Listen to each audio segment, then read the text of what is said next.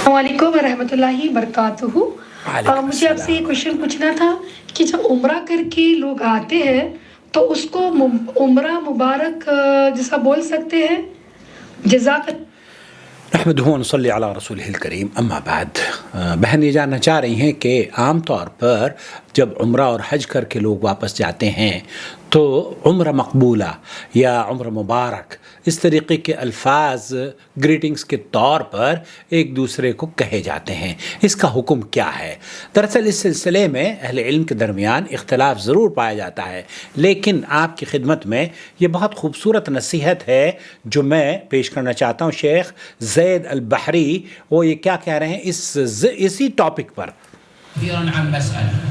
بہت سارے لوگوں نے ہم سے یہ سوال کیا ہے کہ آپ نماز کے بعد اگر کوئی یہ کہہ دے کہ آپ کی نماز قبول ہو تو آپ اس کو بدعت کہتے ہیں، آپ یہ کہہ دیں کہ جمعہ مبارک ہو تو آپ اس کو بدعت کہتے ہیں، لیکن اگر کوئی یہ کہہ دے کہ آپ کا عمرہ مبارک ہو، آپ کا حج مبارک ہو، آپ کا حج قبول ہو، تو ایسی صورت میں آپ اس کی اجازت کیوں دیتے ہیں؟ يتعلق بالحج. لا تقولوا لأحد بعد الصلاة تقبل الله فإن هذا من البدع. یہ کہنا نماز کے بعد کہ تقبل اللہ، اللہ تعالیٰ آپ کی نماز کو قبول فرمائے، تو آپ لوگ یہ کہہ دیتے ہیں کہ یہ بدعت ہے. ونحن نقول نعم.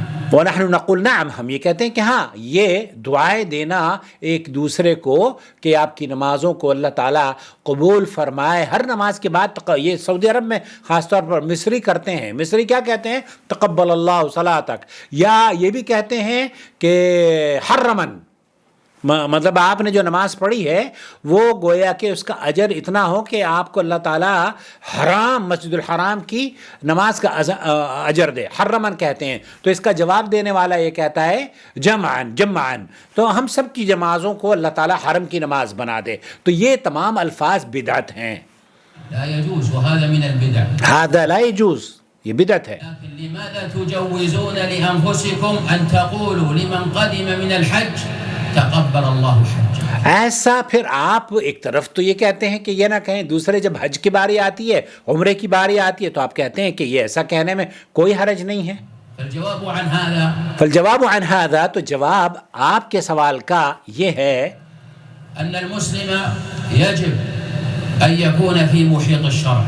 ایک مسلمان کو کیا کرنا چاہیے کہ وہ دائرہ اسلام میں رہے، قرآن و سنت کی تعلیمات پر عمل کرتا ہوا نظر آئے. أتى به الشرع من كلام الله أو سنة رسول الله صلى الله عليه وآله وسلم أو انتشر عند الصحابة رضي الله عنهم وكذلك ما جاء بعدهم من التابعين فيؤخذ به.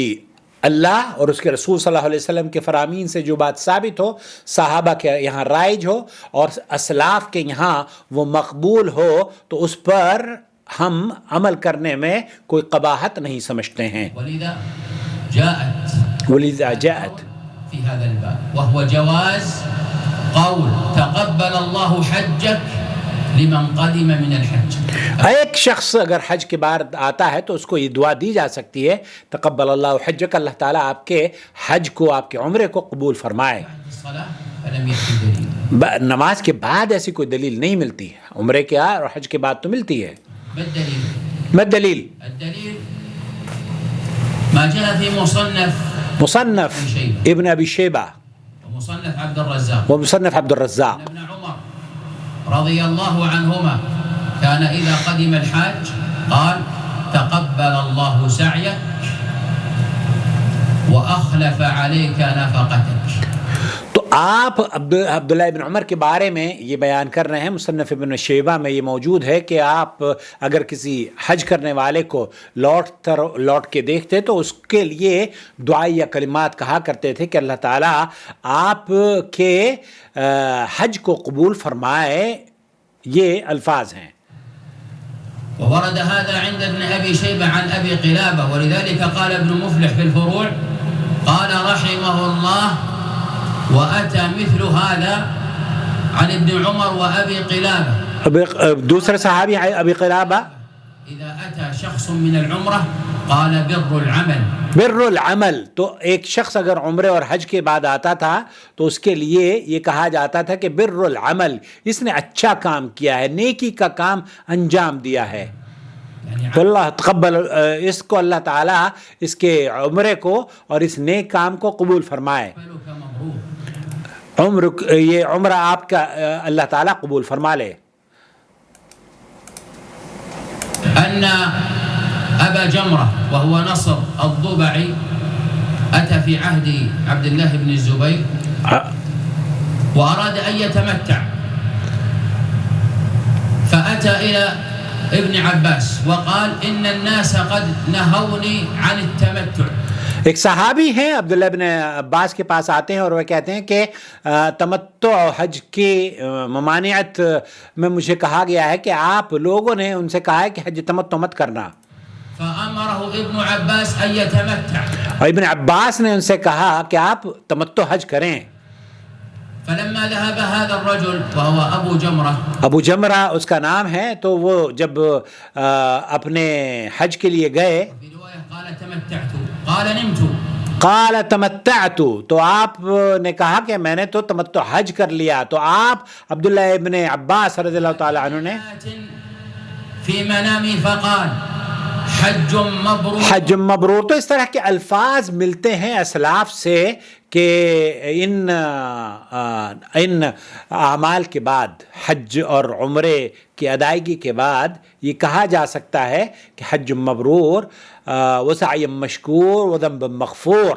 اس طرح کے الفاظ کہنے میں شیخ عبدالعزیز بن باز رحمۃ اللہ علیہ سے بھی پوچھا گیا تو انہوں نے بھی کہا کہ میرے نزدیک اس میں کوئی حرج نہیں ہے کہ کوئی آدمی اگر یہ کہے کہ اللہ تعالیٰ آپ کے عمرے کو قبول فرمائے. شیخ عبدالعزیز بن باز کا بھی یہی موقف ہے اور اکثر اہل علم کا یہی موقف ہے. واللہ تعالی اعلم. صلی اللہ علیہ نبینا محمد وعلی آلہ وصحبہ اجمعین. السلام علیکم ورحمۃ اللہ وبرکاتہ.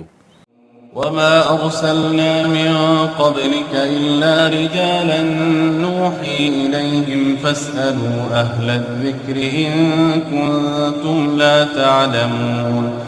بالبينات والزبر وأنزلنا إليك الذكر لتبين للناس ما نزل إليهم ولعلهم يتفكرون.